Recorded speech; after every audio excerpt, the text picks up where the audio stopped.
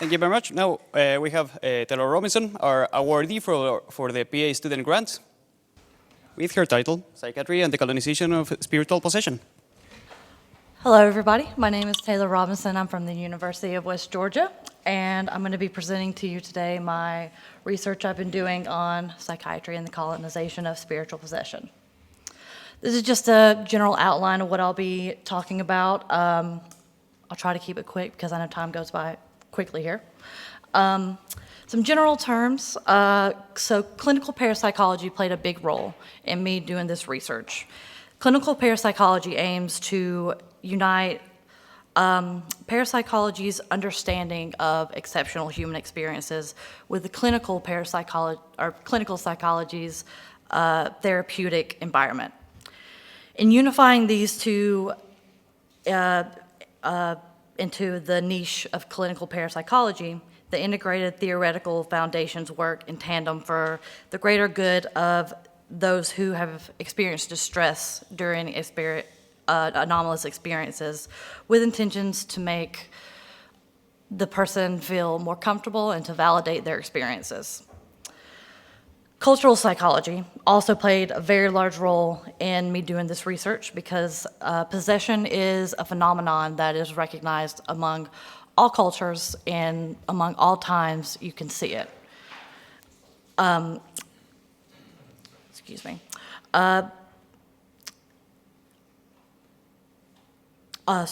Sorry. Our belief systems that we are born into, such as what culture we're born into, and what customs are in that culture, have a huge impact that we can't deny on how we perceive reality and how we perceive these realities, especially exceptional human experiences. So in Western cultures, we see here, this is the DSM description of dissociative identity disorder, where they actually mention possession.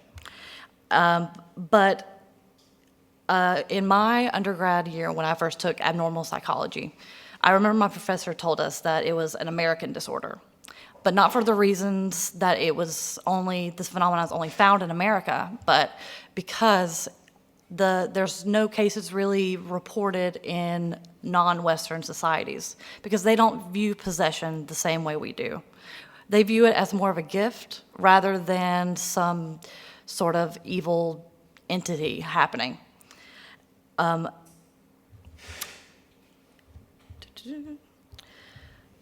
know earlier Frederick Myers was mentioned because he's very important here in parapsychology world.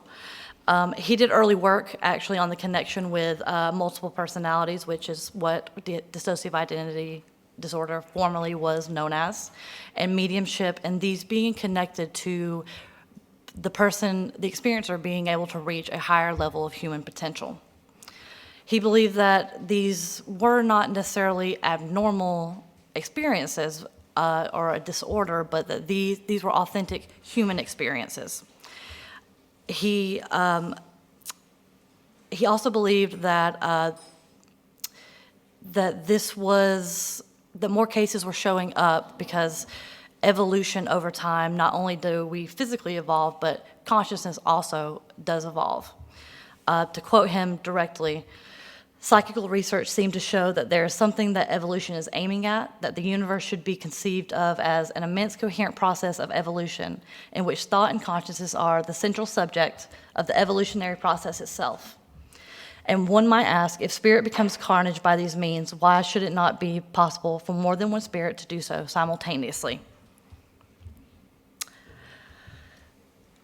And I know we've heard a lot about this concept from Dr. Christine Simmons-Moore. You can tell I'm a student of hers. But her chapter in this book on healthy versus less healthy anomalous experiences, healthy anomalous experiences involve intention and meaning making, while less healthy experiences cause distress and they tend to be unwanted. Our beliefs affect the experiences and how we perceive them.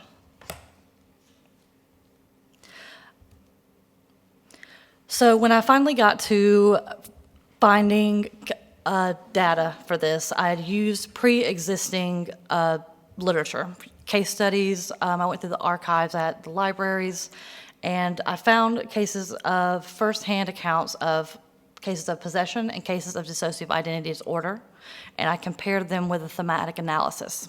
I'm still in the process of going through more, but so far this is the parallels that I've found.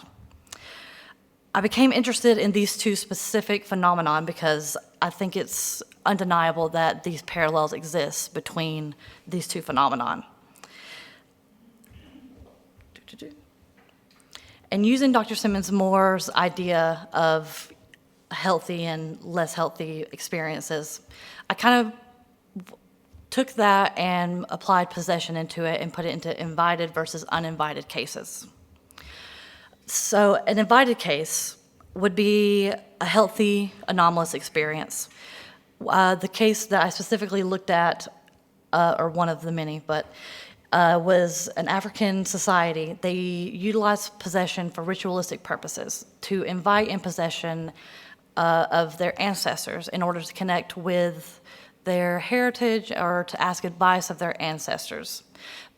But before this happens, there's a shaman, there's a healer in the community in these more indigenous cultures that prepares the person chosen with the gift months in advance using techniques such as vivid imagery, meditation, so that when it does come time for the ritual to happen, if they start to feel any sort of distress and it does start to fall into the less healthy anomalous experience category, they have the technique that they've learned in order to expel the spirit, and they no longer have the distress. For uninvited cases, case B was a case of diagnosed dissociative identity disorder out of Canada. And there was no predictability in when an alter may take over. And that caused, obviously, a lot of distress in the subject's day-to-day functioning. Not only that, but a dissociative identity disorder diagnosis is a lifelong diagnosis that has no cure. And with that label, you're labeled as a danger of society, and usually they do end up being institutionalized, and that lowers their quality of life. So the difference between an invited case and an uninvited case comes down to control. Being able to use these techniques used in more societies that are more centered around animism and spiritualism, that the shamans have taught them to maintain their control and continue on. So why does this research matter?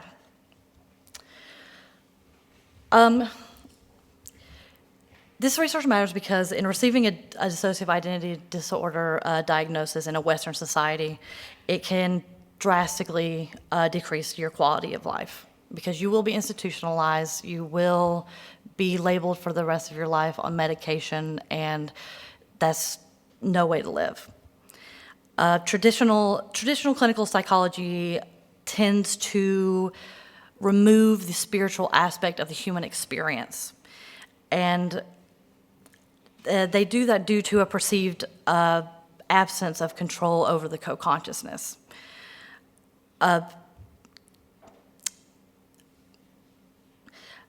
If we integrate clinical parapsychology into the, so what can we do with this information? Sorry, I got ahead of myself. What we can do with this information, with cross-cultural aspects and the clinical parapsychology aspect of it, is I propose that psychiatric practitioners introduce techniques from these more indigenous cultures into our Western societies, into their clinical settings, so that they can maybe learn these same techniques and regain their control, get hope back that they might be able to someday live at the highest quality of life that they possibly can. I also think that this research is really important, and there's not enough research they're qualitatively on the lived experiences of people who do suffer from these type of phenomenon. They tend to get disposed of and kind of swept under the rug in Western societies, as opposed to in indigenous cultures where they're more treated as divine and as they have a gift. And thank you for listening.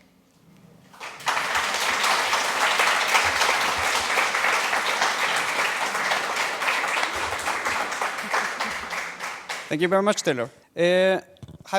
I saw that you, and Jake also as well, are considering using in vivo thematic analysis to realize that the thematic analysis that you will make.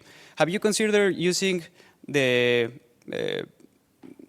large language models in artificial intelligence to make a thematic analysis? Maybe this is more like a recommendation, but you could use different large language models like ChatGPT, BARD. There are many more even open source like Flan 20BL that you can use, and you could use them to compare, and are very. It seems that they are a very good tool to begin to classify things. So I think it might be a nice alternative or another tool to use in a classification task related to the themes that you are trying to extract. So maybe you want to consider that. I'll get in contact with you and get more information. So. Excellent. So there's a question over there, and then Christine. Thank you for that. Can you tell us about the next plans for your research? Where's this going?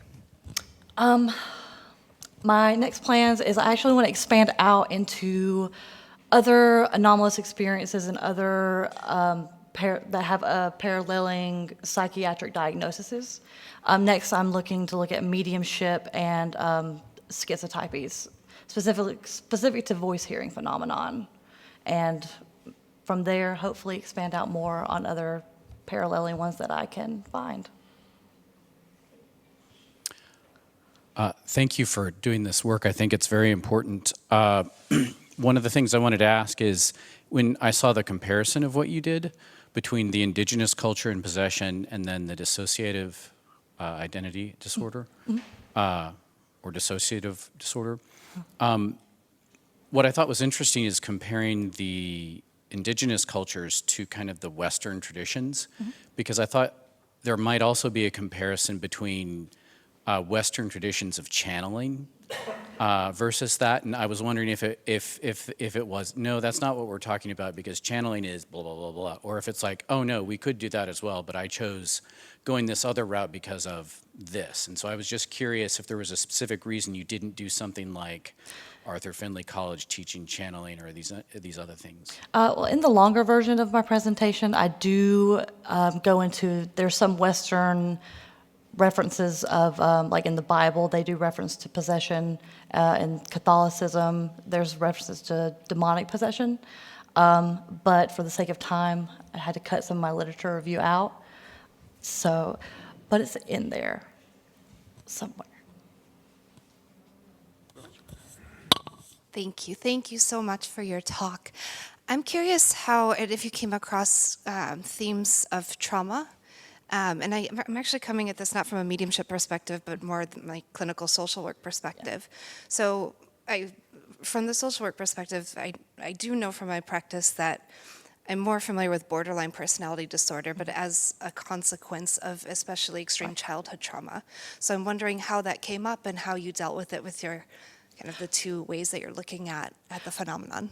Right, because dissociative identity disorder does tend to derive from a defense mechanism from childhood trauma. They split in order to be able to survive, and that is my longer version. I haven't gotten as far as to look into the trauma aspect for like ritualistic possession, but that would be an interesting side to look at. So I'll look into that. Thank you very much. So maybe one last question, and then we'll move on to the next presentation.